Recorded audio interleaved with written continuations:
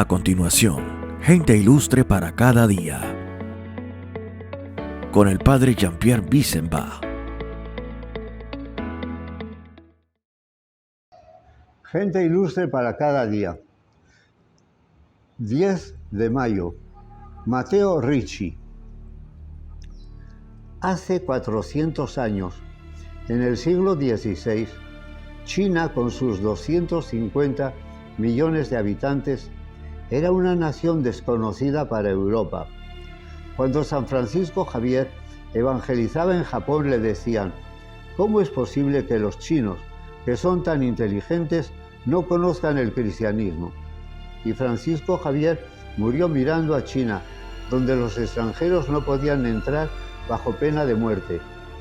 Y allá fue Matteo Ricci, nacido el 6 de octubre de 1552 en Macerata, una ciudad de los Estados Pontificios. Su familia pertenecía a la pequeña nobleza. Su padre quería que estudiara Derecho, pero cedió ante la voluntad de su hijo de entrar jesuita. Lo hizo el 15 de agosto de 1571. El primero que lo recibió fue Alessandro Valignano. En el Colegio Romano, donde estudió Ricci, las matemáticas gozaban de gran consideración. El alemán Cristóbal Clavio, astrónomo y matemático de reconocido valor, fue uno de los profesores que más influyeron en la formación del joven Ricci. Ricci también se dedicó a la geografía y a la cartografía. Aprendió a dibujar mapas y el funcionamiento de los relojes solares y mecánicos. Presentó una petición para ser misionero y su petición fue acogida. El 23 de marzo de 1578 partieron para Oriente. Ricci desembarcó en Goa el 13 de septiembre de 1578. En Cochín, al sur de Goa, fue ordenado sacerdote y celebró su primera misa el 26 de julio de 1580. Llegó a Macao el 7 de agosto de 1532. Después de familiarizarse con las primeras naciones sobre China, Ricci afrontó el aprendizaje del mandarín, la lengua hablada por la clase culta, para hacerse independiente de los intérpretes cuanto antes, y se dedicó a profundizar en los usos, costumbres locales para adaptarse del mejor modo posible a su nueva vida. La doctrina oficial se remontaba a Confucio, pensador nacido, según la tradición, el año 551 a.C. Había ejercido diversos cargos hasta llegar a ministro de Justicia, pero había renunciado a la carrera política y regresado a su pueblo natal, donde se había dedicado a la enseñanza privada y rodeado de numerosos discípulos hasta su muerte a los 72 años. Durante la ausencia de su compañero Ruggieri, Ricci se había dado cuenta de lo fuerte que era la hostilidad de una parte de los habitantes que llamaban a los misioneros con apelativos injuriosos, como diablos extranjeros. Una noche, la casa de los misioneros fue atacada a pedradas. Uno de los criados salió a la carrera, sorprendió al jovencito autor del asalto y lo capturó. Pero temiendo empeorar las cosas, decidió sagazmente liberarlo. Recibían muchas visitas. Lo que los mandarines observaban con más curiosidad era un mapamundi. Ricci lo había colgado en la pared de la sala de visitas para enseñar a los chinos un poco de geografía. Ricci se fue haciendo chino con los chinos. Lo llamaban Lima Dou, con el apelativo honorífico de Shitai. En el año que acababa de pasar, los nuevos convertidos habían sido 20.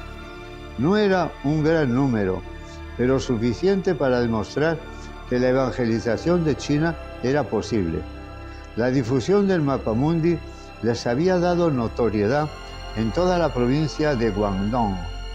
Los mandarines los visitaban para ver los relojes, prismas, libros y pinturas. Algunos pensaban que los misioneros eran brujos. Ricci estaba en condiciones de establecer buenas relaciones con los Shidafu y los Guan, gracias a su dominio del chino, a su capacidad de conversar con sabiduría, a su conocimiento de las normas de comportamiento locales y también a sus dotes de amabilidad, modestia y discreción que también se adaptaban a su mentalidad confuciana. Un amigo chino les hizo entender a los misioneros que el hábito de los monjos budistas no era adecuado a la posición que se habían ganado en la sociedad china, y Valignano les autorizó a vestir como chinos. Las ocasiones oficiales para presentarse como predicadores letrados en chino de Daoren se dejaron crecer la barba y el cabello.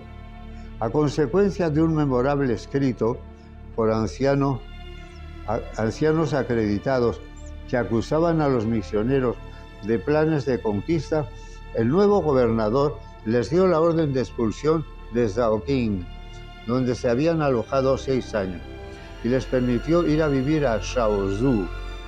En la nueva ciudad, Ricci decidió que era mejor edificar una casa de una planta al estilo chino, porque no quería cometer de nuevo el error de construir un edificio de estilo occidental que pudiese suscitar envidia y celos, como había sucedido en Zhaoqing, pero quiso proyectar una capilla más espaciosa que la anterior, con la esperanza de conseguir muchos prosélitos en la nueva ciudad. Para asegurarse que las cartas llegarían a su destino, se utilizaban 2 rutas. La del oeste salía de Macao y pasando por la India llegaba a Europa, y la del este partía de Manila y pasaba a México, y de ahí por Tehuantepec seguía en algún navío hasta Europa. Había muchos naufragios y también ataques de piratas. En casi 4 años, los bautizados eran poco más de un centenar. Para llegar a Pekín hacía falta al menos 2 meses de navegación. Era el 7 de septiembre cuando Ricci entró por primera vez en Pekín, la capital del imperio, después de 15 años de estancia en China. El fuerte viento que se había levantado ponía en peligro la estabilidad de los juncos.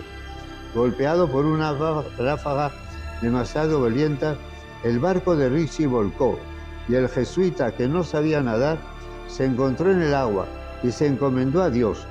Luchando por mantenerse a flote, subió como a caballo sobre una viga que flotaba entre las olas. Finalmente, ayudado por un criado, se puso a salvo sobre el casco volcado. Todos los pasajeros se habían salvado, excepto su compañero Joan Barradas. Su muerte fue un duro golpe para Ricci, que habría renunciado al viaje en ese momento si no fuera porque sentía el deber de llevar a término la misión en la capital.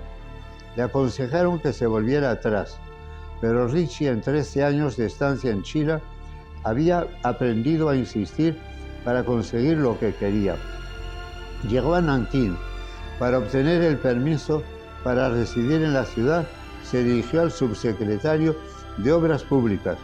Este sentenció que los misioneros no podían detenerse en Nankín y mandó a sus hombres amenazar al dueño de la casa que los hospedaba, para obligarlo, bajo pena de tortura, a comprometerse para que los religiosos dejaran para siempre la ciudad. Ricci no pudo más que obedecer y decidió replegarse a Nanshan. Después de 14 años de actividad misionera en China, los bautizados eran solamente poco más de un centenar. La esperanza era poder conseguir de Hijo del Cielo el permiso para predicar el Evangelio en todo el territorio del imperio. Solo entonces, con el aval del soberano, los convertidos podrían llegar a millares. Era el 7 de septiembre de 1598 cuando Ricci entró por primera vez en la capital del imperio, después de 15 años de estancia en China. En cuanto estuvo instalado, Ricci empezó junto con Hu Taizu la ronda de visitas de cortesía a los dignatarios que podrían facilitar su estancia en la ciudad y ayudarlo a conseguir una audiencia con el emperador. Seguimos buscando gente ilustre que nos anime.